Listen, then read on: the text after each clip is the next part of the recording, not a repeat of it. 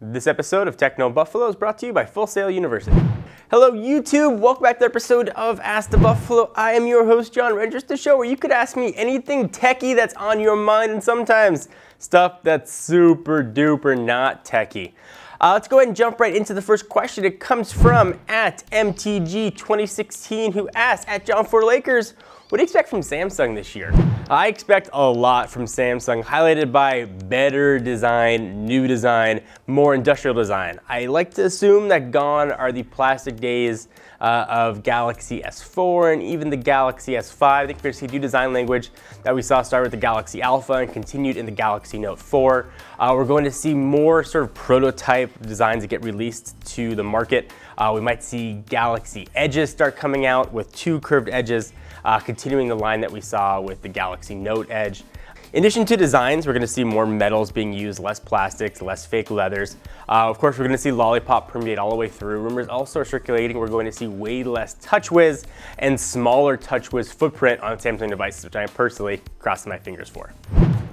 Next from @JoanTheBoss24 asks, @John4Lakers, is it possible for Oxygen as an over-the-air update for the OnePlus One? So a bit of perspective.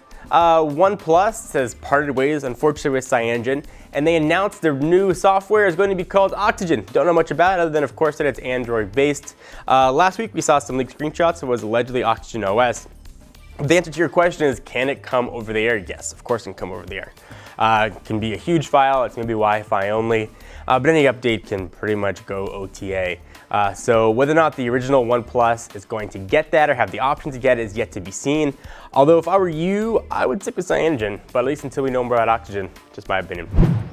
Next, @Swarmer1996 asks, @John4Lakers, what are you expecting from the alleged upcoming MacBook Air Refresh? So for clarity, this is not the rumored 12-inch MacBook that we've seen rumored for about a year with the fanless design, gonna come in different colors. This is just an update to the existing MacBook Air line, which I think will get announced without much fanfare, supposedly on the 24th of this month.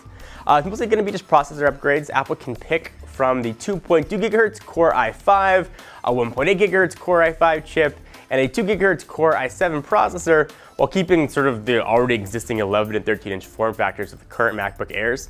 Intel, if you don't know, launched a new Broadwell processors that are a perfect fit to the current gen MacBook Airs last month, so it makes sense. About 4 to 6 weeks later, we see them permeate down to Apple's actual computers. Nothing giant, not gonna have an event for these, just small spec upgrades to the existing MacBook Air lines. And I would guess it's probably the last upgrades we're going to see until a MacBook Air gets well endowed with Retina displays.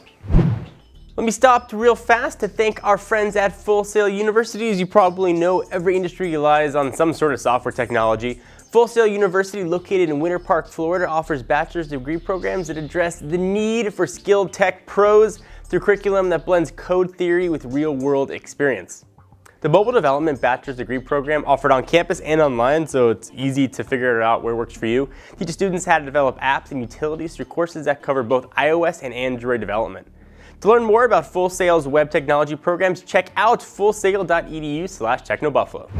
From Samuel J. West, @John4Lakers, what phone are you currently using? I was gone last week taking a nice little family trip, and I took 2 phones with me. I took an iPhone 6 Plus, and I took a Droid Turbo for battery life. Didn't always have access to plug things in all the time, and both of those phones served me very, very well. Usually I'm carrying 2 phones, oftentimes on 2 different operating systems, or 1 phone that I'm testing. But those are the 2 that are with me now, and are probably with me for the next few weeks. And I thank you guys for watching. I hope you enjoyed. If you want to get a question featured in Ask the Buffalo, just send it to me on Twitter, @John4Lakers. Use hashtag AskTheBee or send it to @TechnoBuffalo if you'd prefer. We'll pick 4 to 5 questions each week and feature them in an upcoming episode. If you like these questions, I certainly hope you do give the video a thumbs up. We always appreciate it. Until next time, I am John Rettinger. Talk to you guys next video. Bye-bye.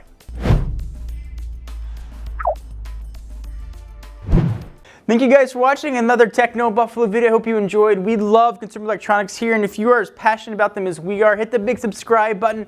We've got new videos coming at you every day. We talk about phones, tablets, laptops, and everything in between. And if you like video games, check us out at Twitch, where we play video games, although admittedly not very well, at twitch.tv/technobuffalo. All the links are right down below.